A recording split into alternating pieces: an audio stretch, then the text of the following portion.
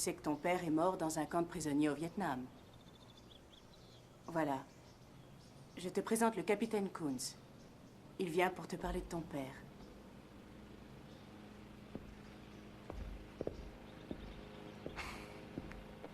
Eh oui, j'ai connu ton père. Et toi aussi. Je te connais bien, mon garçon. Tu sais, ton père m'a beaucoup parlé de toi au camp. Pendant ces 5 ans, on est restés côte à côte prisonniers à Hanoï. Et on a vécu l'enfer tous les deux. Toi, au moins, tout ça devrait être épargné. Enfin, on peut l'espérer. Dans une situation comme celle qu'on a dû vivre pendant 5 ans, lui et moi, on se crée certaines responsabilités l'un envers l'autre. Si c'était pas moi qui m'en était tiré, c'est le Major Coolidge qui parlerait à mon fils maintenant, à Jim. Mais le destin en a décidé autrement, c'est moi qui te parle aujourd'hui. À toi, Butch. J'ai quelque chose pour toi.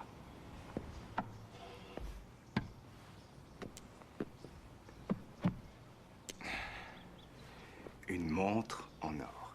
Tu vois, cette montre appartenait à ton arrière-grand-père qu'il avait acheté avant la guerre de 14. Dans un magasin à quelques pas de chez lui, à Knoxville, dans le Tennessee. Pour lui, cette montre-bracelet représentait un pas en avant historique. À l'époque, tout le monde portait des montres gousset des oignons. Peu après, sa montre au poignet, le caporal Coolidge quitta son Tennessee natal pour les tranchées.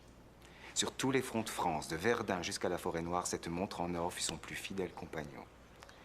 À la fin de la guerre, il rentra chez lui et retrouvait ton arrière-grand-mère. Il ouvrit son coffre, y déposa sa montre et il y resta quelques années. Jusqu'au jour où la Deuxième Guerre mondiale éclata, qu'il fallut encore une fois se battre contre les Allemands et que ton grand-père Dan Coolidge fut mobilisé et envoyé au front à son tour. Et ton arrière-grand-père offrit la montre à son fils Dan sur un quai de gare. Ce fut son dernier cadeau. Dan eut moins de chance que son père, comme tant de Marines, il fut tué. Il tomba héroïquement à la bataille de Wake Island. Tous ces hommes prévoyaient leur destin. Lui aussi. Il n'avait plus aucune illusion. Personne n'avait la moindre chance d'en sortir vivant. Alors, ton pauvre grand-père, sachant que l'assaut final allait être donné, alla trouver à l'aéroport un nommé O'Flaherty. Et bien qu'il ne l'eût jamais vu de sa vie, il lui dit « J'ai un fils. C'est un nouveau-né. Et je n'ai vu ce fils qu'en photo. Je voudrais, si tu as la chance de rentrer un jour en Amérique, que cette montre-bracelet soit remise à mon gosse. » 3 jours plus tard, ton grand-père fut tué. O'Flaherty, qui lui avait donné sa parole, porta la montre à ta grand-mère pour qu'elle la donne à ton père quand il serait grand. La voici.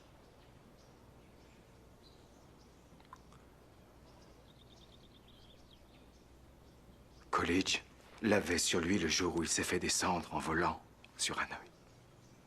Ton père fut capturé et envoyé dans un camp de prisonniers. Si les Niaques voyaient sa montre, elle lui serait confisquée. Il le savait. Et pour lui, il était clair que cette montre te revenait de droit. Et pour rien au monde, il ne voulait que les Niaques mettent leurs pattes sur ton héritage, le patrimoine de son fils. Alors il décida de la cacher. Comme il n'y avait pas d'autre cachette, il se l'est mise dans le cul. Il fallait avoir du courage pour le faire, se la mettre dans le cul. Un jour, juste avant que la dysenterie le tue, il me donna la montre. J'ai alors caché ce vieux bout de métal dans mon anus 2 années durant.